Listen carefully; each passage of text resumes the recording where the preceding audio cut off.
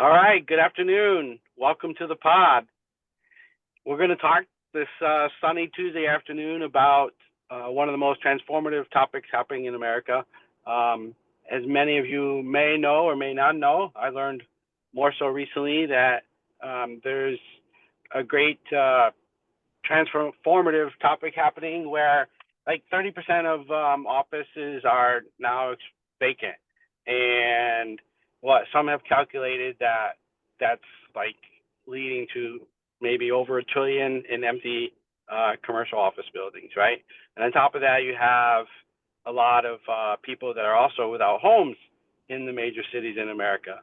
So our team here has been tackling under the name of what we've decided to call CCZ-xchange this topic, and we've brought together some of our experts today. So from California, we have Teresa Grobecker, who's our visionary, lots of experience in innovation, futuristic topics in real estate. We have Nick Burkett from Nashville, Tennessee, who has good experience in private equity. He's actually been involved in his career in some of the things in the re-engineering in finance. And Danny from Miami, where I also live, she has been involved with things like the separation of AIG assets, so good for her. And Jason from Seattle, who's our policy strategist. So yeah, so that's the team of people we brought together, and we've been having regular meetings about this topic the last few weeks. And Teresa, I'll let you kind of set the stage for what you've been asked by the White House and what the vision is. You're so awesome. And thank you to Max, who's driving around building smart cities right now. Max is just the coolest. And we're all here on this call because Max has put everybody together. And I think at this point, Max is like secretly running my life because he keeps introducing and feeding people into this project. And this team is amazing, like of just from posting a simple little post on LinkedIn, and we're all here now because Max made intros. My name's Teresa Grobecker, and right now I am sitting in an office that's been converted into what is also known as my living residence. So pretty cool to be part of this story. We all know because of COVID and work from home that there's a whole entire asset class of offices. It's kind of just been wiped out by and large, and all those controversies in the paper, are people ever going to go back to the office or not? Probably there will be some great use for offices, but a lot of it is sitting fallow. And we also know big box shopping centers have just shuttered. Movie theaters, unfortunately, I don't know if that's ever going to be quite the same experience as what I had or our parents had growing up, going to the movie theaters, right? So there's all kinds of square footage in commercial real estate that just isn't going to be used the way it has historically. So our mission and vision here with this team is to be able to repurpose these assets so they're useful to our country. So housing is just so obvious. We have a housing shortage. The other one is potentially agriculture inside that goes pesticide free, uses solar power, recaptures water, could be very useful. And then we get agricultural independence as well. And then maybe manufacturing comes back in some of these repurposed buildings. And then power stations and data centers. So we're looking at all kinds of ways to create jobs and create housing for Americans. And so I'm just pleased as punch to be here with people way smarter and more experienced than me. So thanks. I'll hand it back to you, Max. Oh, well, all right. Well, so thanks, Teresa, for the intro. And yeah, I mean, I think that, from the team that we've assembled, and I've been privileged to, yes, I guess as Teresa said, I got to know Nick in the last year. I've known Danny for a few years. Maybe Danny, from your perspective on sort of banking and some of the things you've shared with us the past few weeks, if you want to kind of provide your insights. Yeah. Yeah, so just for some background, right? I worked in banking for 20 years before I made the pivot to fintech, and I did all sorts of different things within banking. I started as a teller. I moved all the way up into investment banking, but probably I'm best known for the work I did at the Federal Reserve when I bailed out AIG, and then I sold it off for parts. So that really helps color this perspective that I have at the moment. I'm really, I guess, motivated by the idea of risk as a business. When I look across like what Teresa's mentioning about all of these empty, unused buildings, like it just pings all of my risk flags, right? Because not only is that not helpful, but it's a really bad use of resources. There's a huge opportunity here. And then when you think about the impact that it's going to have on the banking system, we have more than $500 billion, like with a T, trillion, of real estate loans maturing this year for commercial real estate. And because prices are down and interest rates are high, there's going to be a whole bunch of people or investors that own buildings that aren't going to be able to refinance them when those, when those mortgages come due. And unfortunately, who's left holding the bag are the smaller banks throughout the country. They have 40% of the debt related to all of this exposure on their balance sheet. So it's not like the financial crisis in 2008, which kind of hit us quickly. This is like a slow creep, easy to ignore, but like potentially just as dangerous if we don't do something about it. Nick, I don't know if you have any thoughts to add there. Sure. Thanks, Danny. Just introducing myself very briefly, Nick Barquette. I have a background in private equity real estate, technology, and also management consulting. Spent a lot of years on the risk management side as well. When I met Teresa a couple of months ago, we were toying with the idea of how we could optimize the existing assets around the United States for better use, given what the American people need, given what the American people want. Very frankly, my background, specifically stems around being one of the first purchasers in the TARP program during the GFC and having a lot of experience around distressed assets. And as Danny just alluded to, on the demand side of the equation, we have plenty of that's coming in a pipeline that will need management. And so what our essentially initiative is driving to do is to manage that pipeline. But what we've also spent a lot of time doing with that pipeline is talking to the supply. And that's really how we think about this, is we think about this as a marketplace whereby, we have assets that can be repurposed that are out there today. And then we have the folks who need to do the repurpose. And that's really the supply side. And so we've spent a lot of time chatting with developers, which I also have a background in, most specifically in technology, helping them with enabling tool sets for their development projects and helping them to think about how they can optimize that. And when you talk to developers in the market today and you ask them what the greatest hurdles to repurposing assets are, I think they mention, a few short things, right? Number one is the high cost of capital.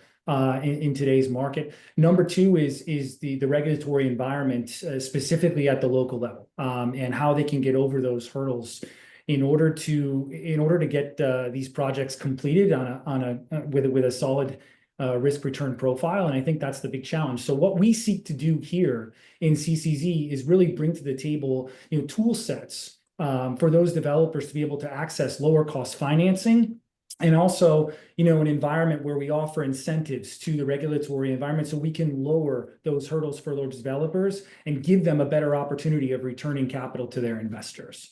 So I'm really excited to be here. I think there's a lot of purpose around what we're doing. And, we're thinking very deeply about how we can help not only real estate developers, but the wider taxpayer and government as well, right? There's a lot of ancillary benefits, I would call them, to what we're doing, including increased tax revenue for the government, helping our veterans, helping reduce the opioid epidemic, which is a terrible thing that's really impacted our country, and helping us set an example, frankly, for the rest of the world in what we do here in America as one of the wealthiest nations in the world to take care of our people and bring them sustainable housing, agriculture, and technology, which is, of course, something else that we want to focus on with these assets. So, Teresa, I'll hand it back over to you. And I'm going to punt. That was an amazing explanation. And thanks for tying in the veterans. Like, that's so critical, and making sure that we create sustainable solutions for them as well. And they're definitely included when we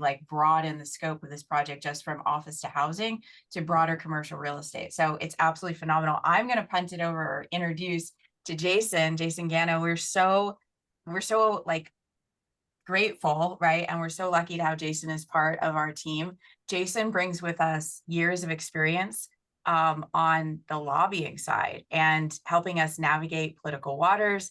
And Jason's always taking us to school as well on what works in his state and his jurisdiction, and how you guys are leading the way. So Jason, please introduce yourself to everyone. Good morning, Teresa. Thank you for your very kind words. My name is Jason Gano. I am a housing lobbyist from Washington State. Live up in the Seattle area. Washington State and California and other West Coast states are leading the way in whether it be energy efficient housing production or just trying to rethink the way that housing is built. And that's going to be a critical part of this conversation. Is we think of a lot of people think of the house as the white picket fence American dream. And that is very much alive still. It's just that it's not the white picket fence with the big front yard.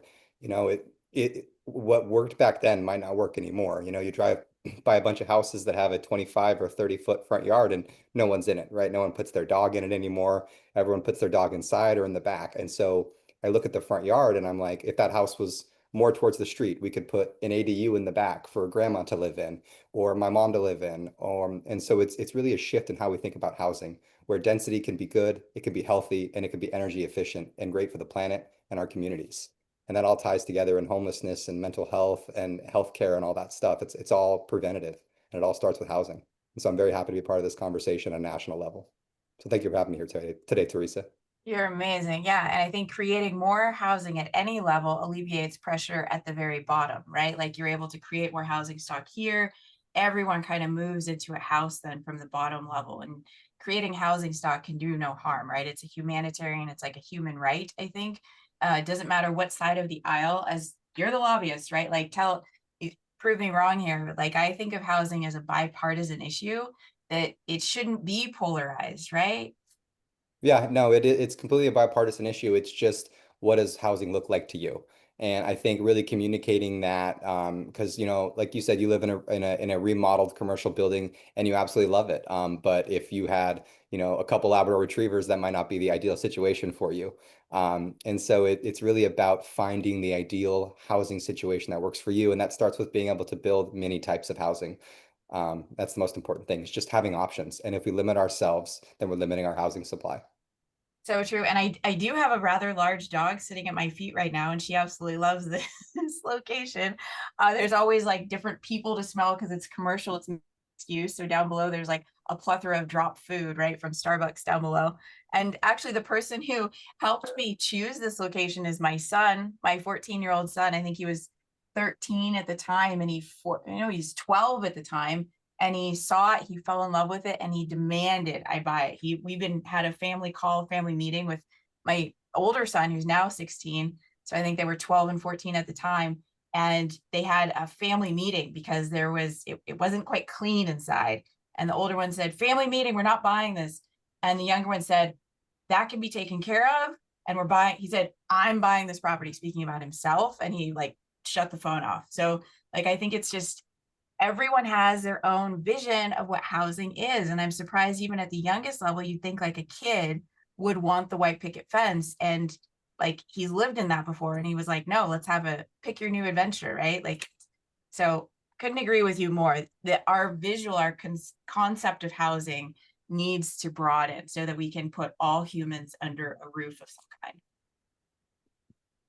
I'm new to these concepts, right? I haven't worked in real estate, but one of the things that I've learned from all of you that I'm really like increasingly passionate about is the idea of this adaptive reuse, because, right, like I don't need to construct the outside of every building every time. I want to change what that space is for. And like the impact not only on the environmental concepts of like not having a bunch of debris, but also like how much easier is it on the community when you don't have to like impede traffic for weeks at a time for construction, or like, right, completely have to rethink parking, all of these things, and how much quicker it is to be able to make these adjustments when you're already leveraging these things. And so like when I think about what you've done, Teresa, where you moved your family into a space that like, right, there was no adaptation of that building to get you guys in there. And I just think about like doing that at scale, how that could be incredibly accommodating and generate a ton of jobs while they're at it, right? Like I see so much potential across the board with this. So true. The only thing I had to figure out was where to put all my dresses from speaking at conferences, like closet space with, and if that's the greatest of our concerns, really, like that's such a blessing. If that's elevator cores for dresses. That's where you gotta put it. That's funny. Okay, Jonathan, introduce you came into the yourself. call Yeah. just now. Yeah, Jonathan, please introduce yourself. Jonathan's a longtime friend of mine. I've been admiring his technology that he's built. He made a pivot and it's just massive in what he's doing to provide emergency relief to people who have lost their homes. His family has a long background in marketing and advertising. Jonathan, you're one of the most well-connected people who I know in the prop tech space and beyond, and like everything around prop tech. So Jonathan, please introduce yourself. We're so lucky to have you on the team. Well, thank you for having me. Sorry, I'm late. Danny, I was talking to your contact, and she's very nice. But I sometimes can be chatty. But my name is Jonathan Reisman. I'm a formally trained architect, and I did a dual in real estate development. And during the pandemic, I went out and I built a software technology which basically helped people look at the housing stock and combined buying houses with designing them all in one. And the thesis was that the next generation was buying into a housing stock that didn't have enough housing, so they'd be looking at land for sale that they would have to potentially build on and feel comfortable in doing so. And also they were buying into housing stock which was statistically outdated. So 65% of the housing was 25 plus years old. So I wanted to make sure that people felt confident that they could buy and design and have the American dream that everybody was just talking about. What ended up happening was in January, there was the LA wildfires, which was a huge disaster, which of course took out 7,000 to 10,000 homes and created a real issue in California. And when that happened, I realized that the technology that I built could potentially be of use. And so we immediately came to California to help everybody basically restart and move forward with confidence. And we took our technology to help them move forward.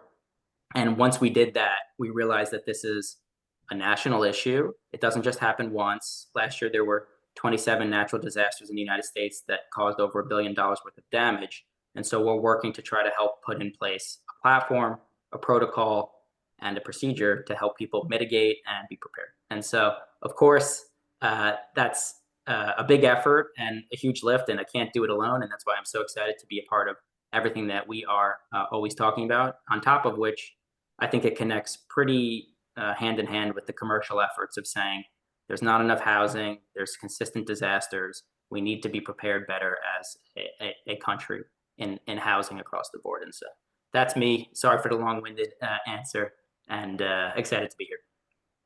I love your platform, and you started in the luxury space, and I'm a big believer that maybe of not luxury, if you could put it politely. Like I really love just the average person getting into their first home. That's what excites me. And when you made this pivot, it just turned me into your biggest fan. I'm so excited, and just to see everybody embrace it as well. What I love about your system is it's paint by number, right? Like you're inputting huge amounts of data in a way that's digestible for each person and each homeowner to see. And I'm so excited to see that get rolled out in the commercial space as well, and to identify projects. So it's the coolest, and I can't wait for like to post these demo videos of your tech as well, like into our feed. It's gonna be amazing. I also want to like point out Max, who's on the call, and we're all here because of Max. Max, you're a guru in the fintech space and money transmitting. So I would love to hear from you, like what about this project got your attention, and what motivates you to show up on the team and the calls and help out with everything every day. Yeah, no, thanks, Teresa. I mean, I guess I was fortunate, first of all, that I knew people like Nick, who had experience I knew in commercial real estate, and Danny in the background that she shared. But I mean, for me, yeah, I mean, fintech and financial transactions, financial services has been a part of my life for the last 10 years. And now going forward, working on smart cities, and of course, anything that happens in the daily lives that we live, whether it's the mortgage or or whatever is always a financial transaction. And I just was really interested in the impact, and even literally like working on new innovations around where and how people live in the topic that has been known for a while as a smart city, is corresponding to what we're talking about, right? With the conversion of, based on really an international pandemic, right? The COVID experience and how that impacted the commercial property situation in America and then also in other parts of the world. And so it's a topic that's global in nature. And I think that something I've been thinking about the last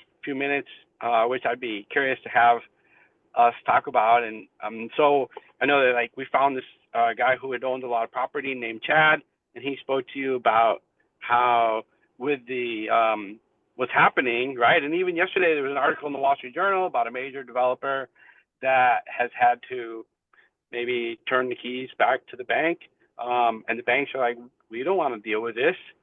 So Nick, maybe we can talk about like some of the stakeholders and the cities, right? And how the cities, they don't want to have to deal with vacant buildings and people, you know, like making a mess of these situations. So how do you think, or what are we thinking as far as like how the cities might be involved, right? So I know we've talked about it some in the past. Yeah, look, I was at CREFC in Miami back in January, and a lot of folks from the banking world on the commercial real estate lending side were there speaking about the fact that they've had a lot of conversations with their borrower bases. Their borrower bases have come forward and said, hey, we need to modify these notes. We need to refi. We need help, basically. We can't go on with the payment structure that we have. And to date, at that point in January, the banks had said, look, we haven't had to place a lot of this into special servicing. Most of these borrowers have been able to go back, get some additional equity. We've seen that skin come to the game, and we've been able to modify and work with them. Now, in the months subsequent to January and chatting with financiers in that world, things are getting tighter, right? Borrowers are unable to go back and bring equity to the table. And I think that's a major concern for large commercial real estate institutions. And I think that this initiative gives those borrowers essentially another path of exit, let's say, and a path with purpose, right? Where, we can take an existing asset and can find a developer that will purchase that asset for with a lower cost of financing, and repurpose that asset into something that we actually need to use that for, whether it's housing, it's technology for all the AI that these companies are going to need in central locations. It could also be for agricultural use, but I think that it's a great exit opportunity for some of these borrowers that really are coming under a lot of pressure. So we'll see obviously how all of these, this $500 billion in maturities that Danny mentioned plays out, but I do think that this is an outstanding opportunity for another avenue for these folks. Yeah, and I think it's not just, it's not just about there's only about 5% of these buildings in the country that are actually going to be converted into actual apartments. And so it's about finding the right building. It's not every empty building in your community that's going to be turned. It's about finding the one that's downtown or near transit or near a park that is going to be ideal. And a lot of factors have to go together to make that work, right? The bank has to find the right builder. The builder has to find the right lender and the right subcontractors. So this isn't going to be the solution to fix it all, but it is, like Nick said, it's one tool, and it's a very good tool for some of these distressed properties. And it just gives bank an option to maybe recoup some of their cost. And that helps all of us out in the end.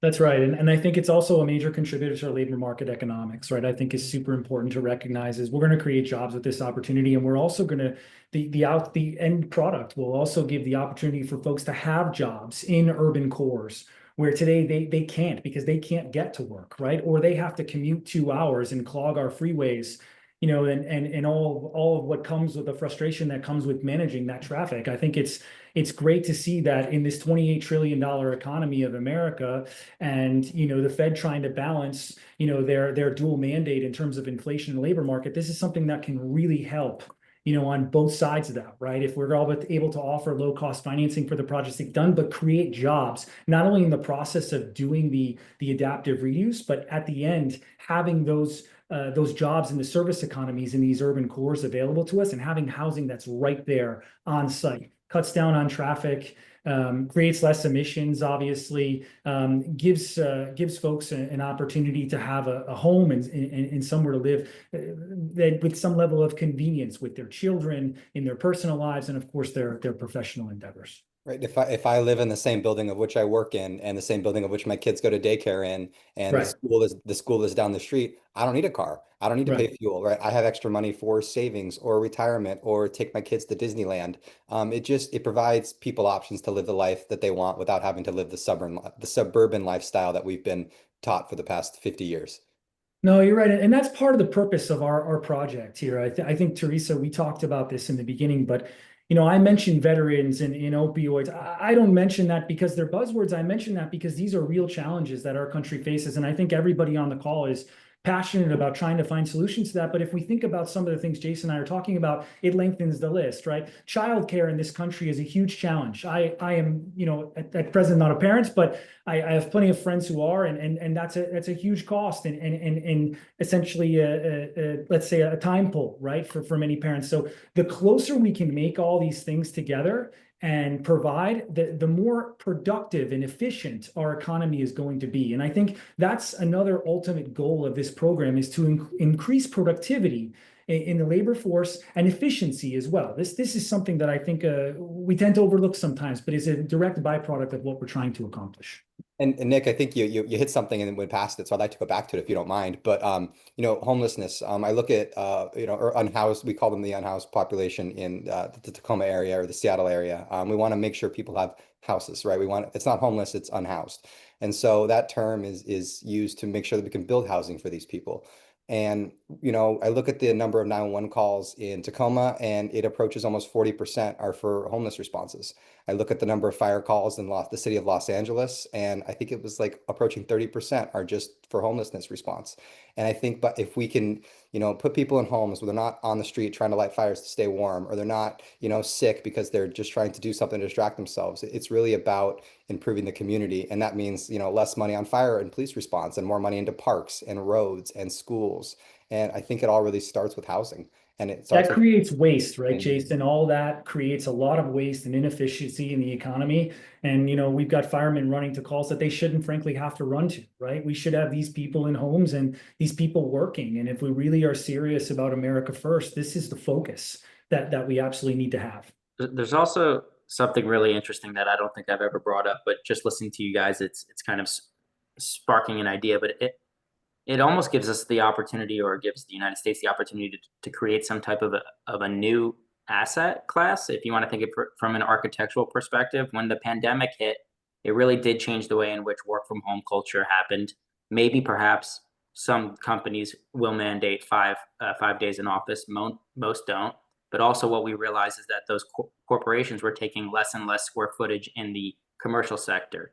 And so what potentially could happen is that you could have a converted asset which has resi in it, which has co-working opportunities, so that you can go downstairs and leave your family and go do your work and go back upstairs. And that could potentially be a part of your housing effort. It could potentially be a benefit that comes from your company. Like, let's say that you work for a Meta and they pay for part of your housing at home. And that could start to offset some of these expenses, right? And things like that. And so the blended architecture, Teresa, I know that you've spoken to Gensler, and I'm by no means going to say that I would be the person to create what I'm saying, but I anticipate that there would be some type of a blended result that happens in the next 5 to 10 years because of this shift in work from home culture. So we don't talk about that, but I think we have an opportunity to do something interesting there. Definitely. I'll add one last thing in what Doge is doing. Teresa, we talked about it very early on before I was even part of the group, but a lot of square footage will become available, right, in their efficiency operation. And that square footage is perfectly usable. That's part of the 1 billion square feet that are out there of office that needs to be filled. So whatever we do with that, whether it's, technology or it's housing, that's an opportunity as well. So while that Doge effort will actually create some demand in the pipeline for this to supply to come to the table. I love that. Yeah. Go ahead, Max. Oh, I was just gonna say that. Yeah, that's a good tie into it. So like there is an opportunity, and I think we will see an increasing amount of split use. So like Jonathan was talking about, but I think also Teresa, you and I have spoken about, and we know that, for instance, in America, SoftBank is I think $500 billion for AI and data centers and stuff like that. So there's a real interest in having a more distributed approach to the data centers in America. We're going to need an increasing amount of them, but how do we combine, maybe converting vacant buildings into data center plus resi plus, whatever, maybe retail, but things like that I think are going to continue to change. And it's just an exciting part about, like we can look at it as two sides, right? Like the bankers and the investors, it is a problem, the increasing amount of vacancy, but I think we can be proactive and we can take the mindset that it's an opportunity maybe to explore new solutions in a lot of different places. And I do think that both the private side and the public side, like in the city of Boston, for instance, the mayor there, for instance, has been very involved in trying to incentivize doing something about the vacant office buildings in order to improve housing and so on for her city. I think they're doing similar now in California, Teresa, maybe in your hometown of San Francisco. But I think it's a national topic, and it's a topic that here in 2025, it only looms larger with the opportunity to make some change. So. Yeah, I want to hit on that point. So in San Francisco, like Boston, we've made some major changes. So one of the things that people always say, it's really expensive to convert office to resi. And I'm going to say, because I was at a VC function where we were looking at empty, hollowed out offices in Levi Square. And it's funny because I'm going to mention Levi's a couple times in what I'm going to say. So it actually, like, all the pipes are exposed because that's the style now. So like I'm looking at the floorboard and then right below it are the pipes. And it's actually, I don't think that hard to convert because all the pipes are exposed. I'm in real estate, grew up in real estate and real estate development. You know what's expensive? When a pipe bursts and you have to take out all the drywall. Yeah, anyone here who's ever like dealt with housing before knows what I'm talking about. That's expensive. Let me tell you, like in these commercial buildings where it's all exposed, it's like Legos. It's like high stakes Legos. So that's not the hard part. The hard part is the cost of capital, which Nick was kind of touching on, right? And then the zoning issue. So if you have to wait 12 months, 18 months, San Francisco has historically been known where you have to wait 36 months for your permits to get approved. Like, it's no bueno, right? Like, but Mayor Lurie, we have a new mayor, and he comes from the old Levi family. Funny to tie that in. So our new mayor cannot be bought. That's what we are saying in San Francisco, which we love. And maybe that's been an issue with previous administrations, let's call it, who are career politicians. Lurie just went into it cold. He got elected, cannot be bought because he's old money. Awesome. So he just passed expedited zoning rules in San Francisco for housing for office to housing convert. Sorry, I get really excited about this topic because we finally have change happening in San Francisco. So Gensler's been looking at these projects. We have Forge that went ahead and is doing a big building convert on Market Street. You've got a lot of amazing things happening. And then speaking about Gensler, right, Jonathan, you touched on them.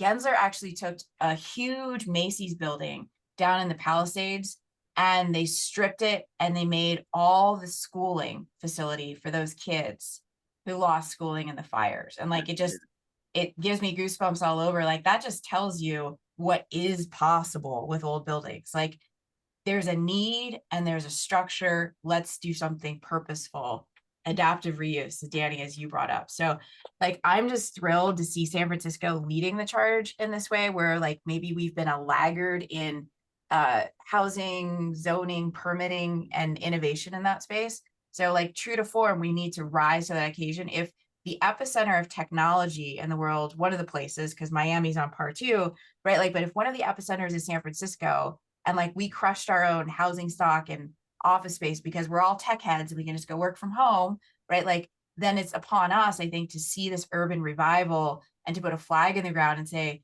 no, we're going to do right by our communities and our citizens and our kids and the people who need housing by being that change that we want to see nationally. So that's my soapbox. It's my little Miss America speech there. Yeah.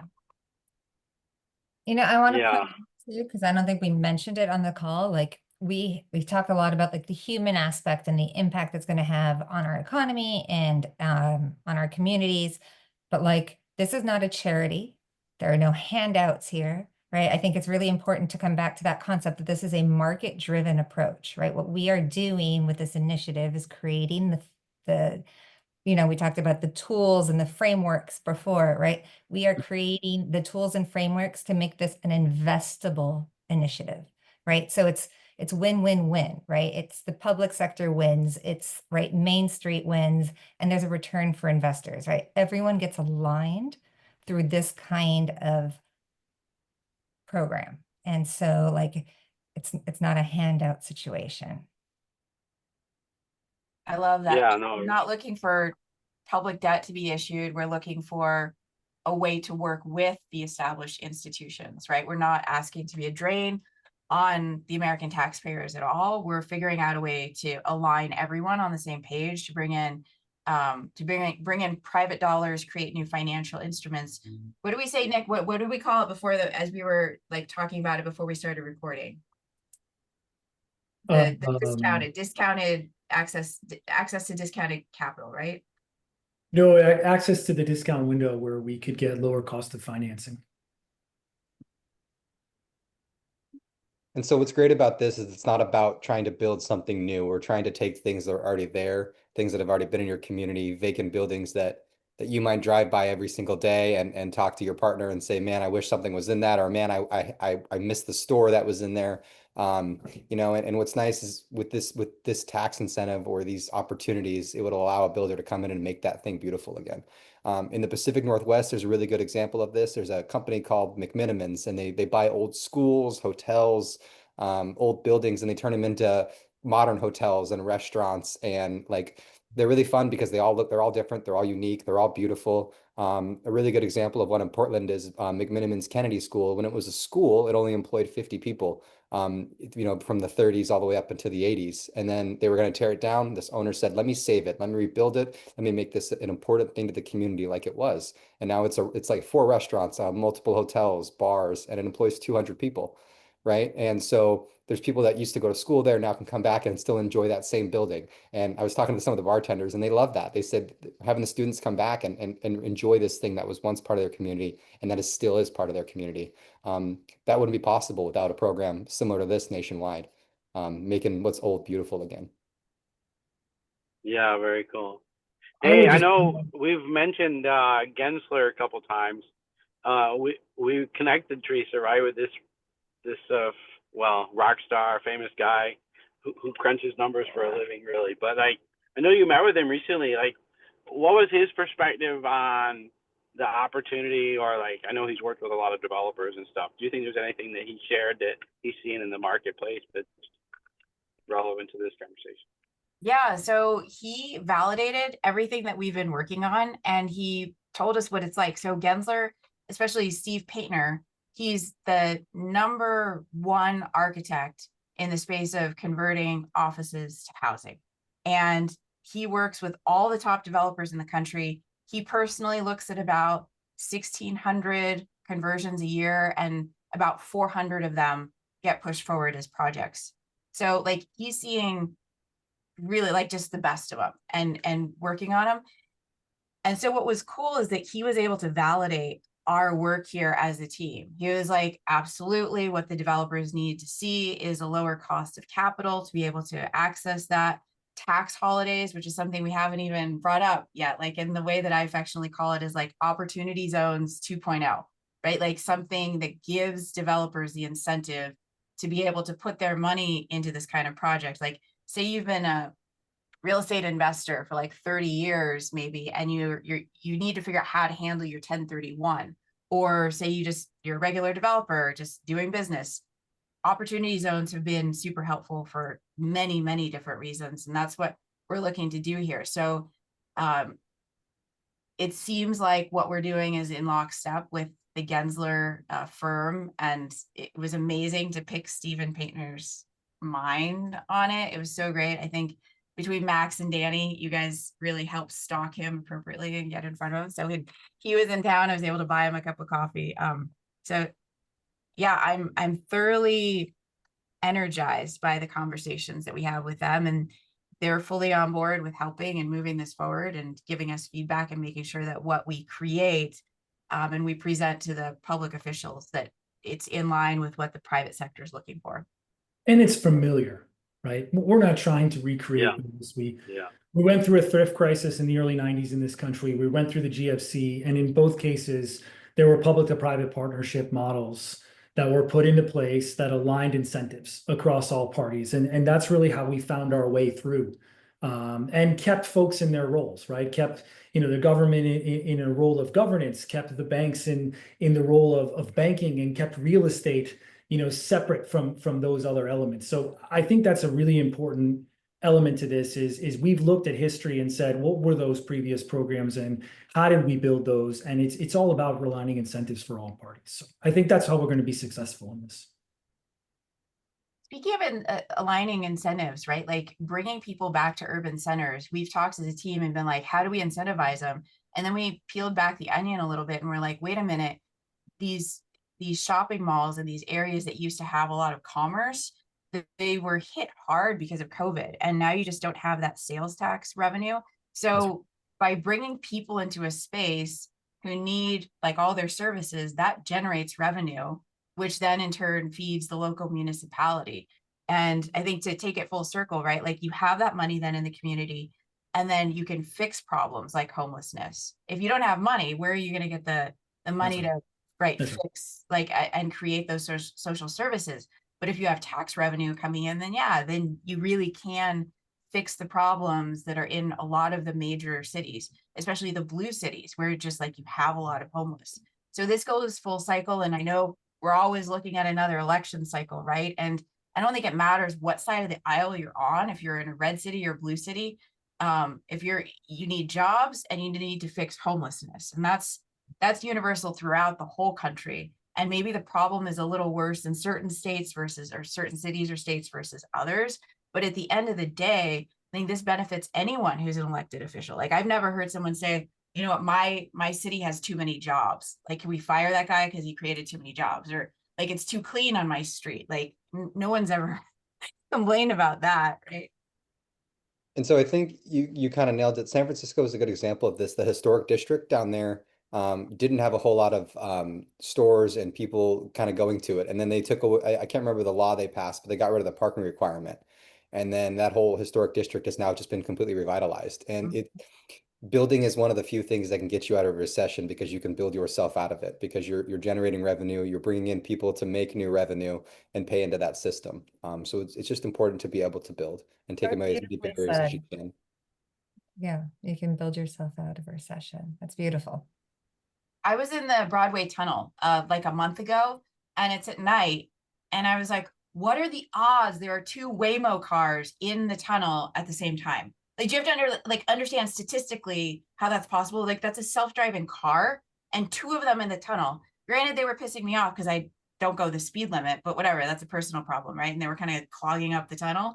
But I know this is a recorded call, but it's true. Like, and do we need all the parking spots nationally? I think this goes to like national zoning issues that we've talked about that like we hit early on as a team. Like, do all windows need to open? For example, that's another one, like a zoning issue. Do all windows need to open if I can go into my office that doesn't have windows that open? Or if I stay in a hotel, it doesn't, like, how many hotels have you just like wished for fresh air and you're like, oh, it's a hotel, I can't open my window, right? So like, how are we bifurcating hotel zoning and office zoning from housing zoning? Like, and these things about how much sunlight needs to come into and hit my bed while I'm sleeping in my bed at night, right? There's some just like logic puzzles that we have to work through here. Like, do I need sunlight to hit my bedroom if I'm not, like, when I'm sleeping, do I need sunlight, right? Like, just logic things to hit and create more standardized. And somebody mentioned like an asset class, right? Like a new asset class emerges here with new restrictions. Because the reason why I'm so passionate about this is because I had to refinance out of a hard loan. I had to buy this property with a hard loan after 6 months of negotiating this property. Bought it with hard money and had to refinance out. Like, I go to get an appraisal and they make me order a residential appraisal. That's $850. And then it comes back and they're like, no, we can't use a resi appraisal. We have to go commercial. And I was like, I know, I told you this.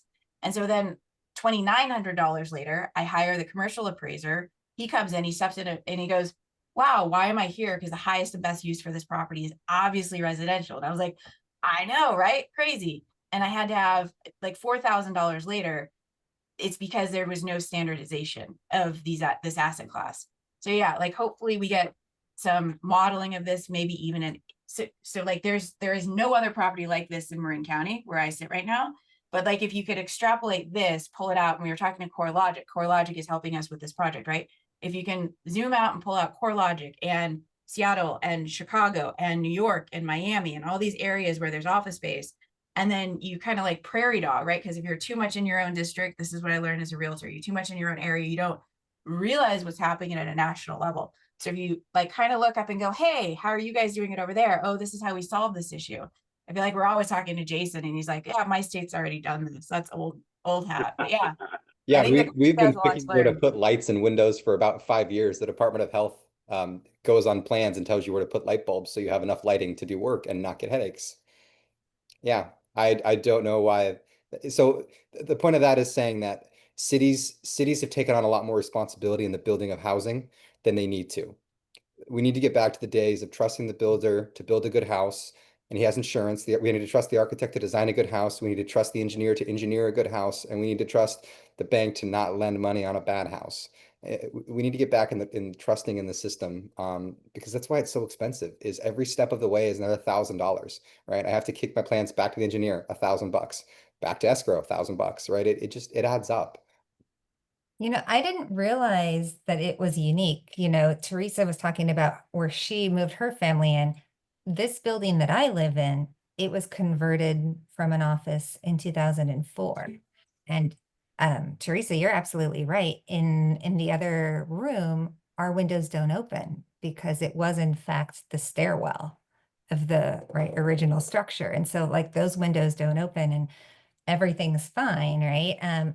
So where I'm living, these things have been already thought through either on purpose or accidentally, but it's working, right? Like this isn't a new building per se, and people have been living here. And I live in Miami Beach. There are some structural issues of some of the buildings in my neighborhood, but this isn't one of them, right? If you think about it, when we had to convert, they had to do a whole review of the structure of the building. And so like, that's also something that contributes, right? Having this, Jonathan mentioned it, right? Like if it's over 25 years old, maybe it's time someone take a good look at it. And those standards that we talked about in different cities, right? As we create things on a more national scale, right? We're going to be able to have solutions that are able to be produced in one location and then, right, distributed out for cheaper, for quicker, right? And then you don't have to just have faith that the developer is going to do it right? It's going to be standardized from the beginning. Well, yeah, I'm glad that you brought up about the opportunity zones, though, Teresa, because they've been around for a few years, and they've been very successful. And I think it's a good example, right, for this opportunity if something were to be done on a national program type level. So that's my 2 cents on that. What I will say is that I think that the opportunity for mixed use, like doing different things with these properties, right? Like Nick, you mentioned them. Of course, they're probably in concentrated markets, but like the government buildings, for instance, or otherwise. Like for instance, if we think about a topic that I've always been passionate about, but obviously increasingly so, is startups. Like you could actually turn these empty, vacant commercial buildings into mixed-use buildings where founders can actually live and work in the same building. Max, that was my architecture thesis, just so you know. I did a thesis on that, which was about having micro units and founders building companies. It was fun. It was a fun project. But just to There you go. just to reiterate, Not an original idea from me. Then, no, it's a good idea. But just to reiterate something that Teresa said, and I think it's an opportunity. It's not, it's not a requirement to do these converts, but you know how everybody in the sector is talking about how we need to build more energy plants because of AI and everything that's happening. All of that is true, but we also have to think about the down funnel result in the next 5 to 10 years of what it means to be in a city. And so use Waymo as the example, Teresa, what you just said, right? It is entirely possible that 10 years from now, you don't need a car because BMW and Waymo and GM and all of them roll out some type of a program, maybe 10, 20 years. But if we're building housing, it should last 100, right? And so as you're thinking about this, and as you were talking, and as Max is talking about mixed use, I keep thinking about how when people look at a building, they think about the capital stacks, all the different things that are happening within it. Well, imagine that Waymo on the bottom took 4 floors for their fleet or whatever to park their cars, right? And that's one way in which you could get a floor taken off, and so that you could support the city in that way. And you don't need to buy a car, but the cars are housed. And then the next floor could be whatever it is. And so I just feel like these are going to be interconnected.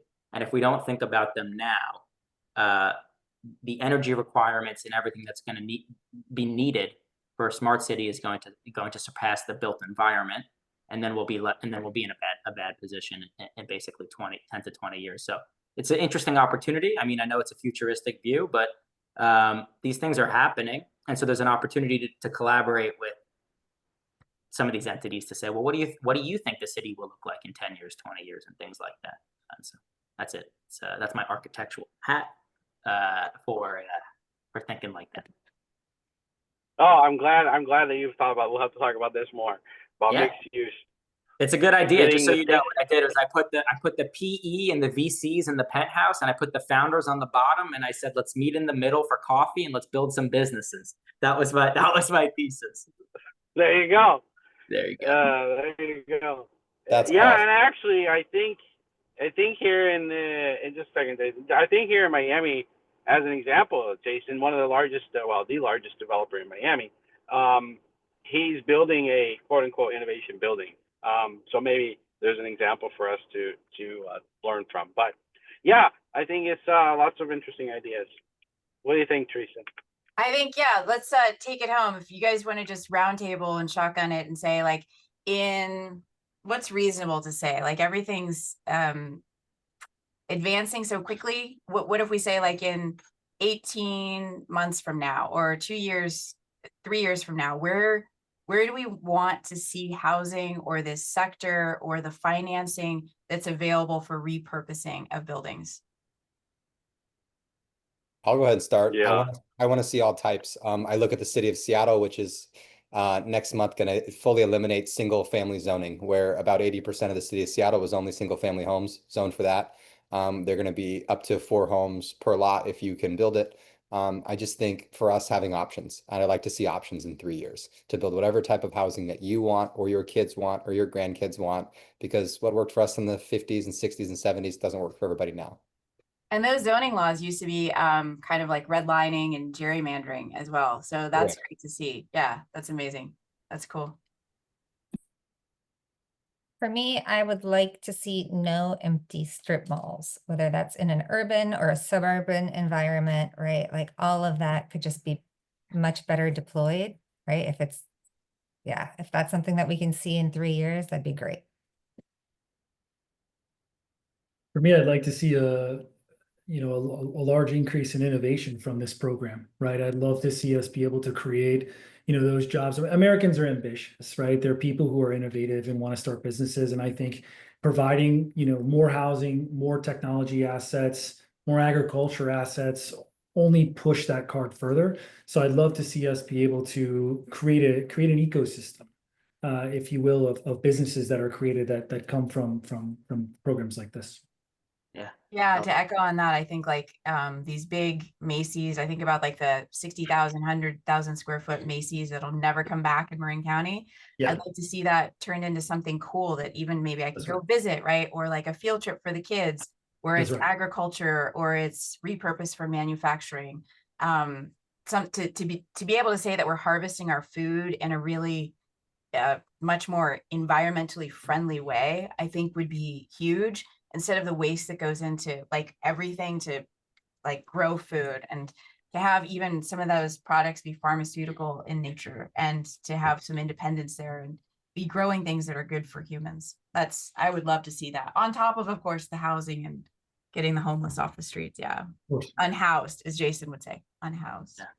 For me, it'd be first of all, everything that everybody said, but on top of that, interesting to see how the different cities and the different regions solve for their issues, because the same requirement in a San Francisco building might not be the same in Miami. And so what I think might end up happening is the same way that you have like a class A, B, C building, there could be, I'm not saying in that specific structure, but there could be different types of converts which happen in different types of markets because of their city requirements, housing requirements, tech requirements, and things like that. And so it would just be interesting to see if that came true or not.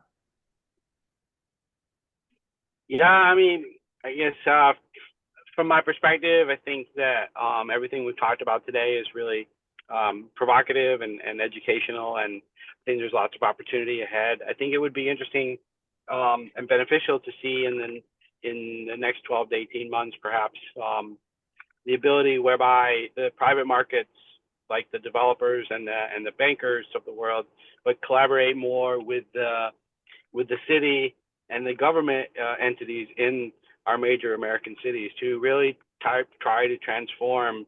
Because I think that as we do look to the future, 5 to 10 years into the future, like Jason hinted at, people will live and work in different ways, and that probably requires different ways of how they will, what they call home. But yeah, lots of unique opportunities ahead. So thanks everybody for being here. Yeah. Yeah, thanks guys. Totally. Thanks for having us.